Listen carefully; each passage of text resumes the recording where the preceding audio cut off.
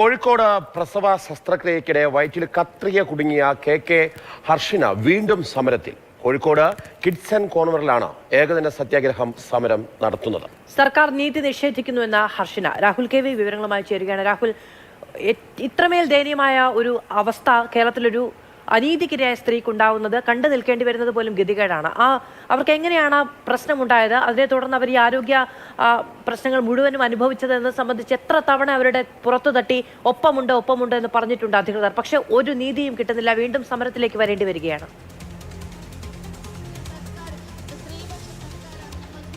അത് ആരോഗ്യമന്ത്രി ഒപ്പമുണ്ടെന്ന് ആവർത്തിച്ച് പറഞ്ഞതല്ലാതെ ഹർഷിനയുടെ ഒപ്പമില്ല എന്നതാണ് പിന്നീടുള്ള ഓരോ അനുഭവങ്ങളും തെളിയിക്കുന്നത്.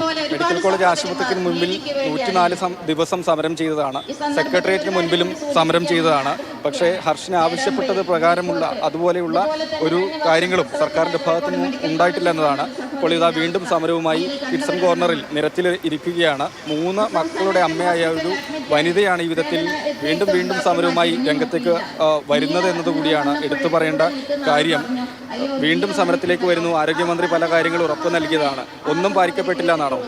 തീർച്ചയായും ഇത്രയും കാലം ദുരിതം അനുഭവിച്ച ഒരു വനിത എന്ന നിലക്ക് 2-3 വർഷത്തോളമായി പുറത്തെടുത്തിട്ട് മരണം വരെ അനുഭവിക്കാവുന്ന വേദനകളുമായിട്ട് ഈ നിമിഷം പോലും ഞാൻ സഹിച്ചുകൊണ്ടിരിക്കുകയാണ്. അപ്പോൾ ഇതുവരെ സർക്കാർ കൂടെയുണ്ടോ എന്ന് പറഞ്ഞല്ലാതെ വാക്കുകളിൽ മാത്രമാണ് കൂടെ ഉള്ളത്. നമുക്ക് പ്രവൃത്തിയിൽ ഒരു തരത്തിലുള്ള സഹായം ഇതുവരെ എത്തിയിട്ടില്ല.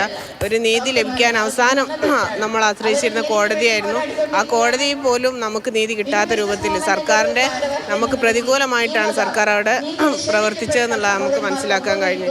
കാരണം കുന്നമംഗലം കോടതിയിൽ വിചാരണ തുടങ്ങാനിരിക്കുന്ന സമയത്താണ് ഹൈക്കോടതിയിൽ ഹർജി നൽകി അവിടെ ഈ വിചാരണ സ്റ്റേ ആയി നിൽക്കുന്നത്.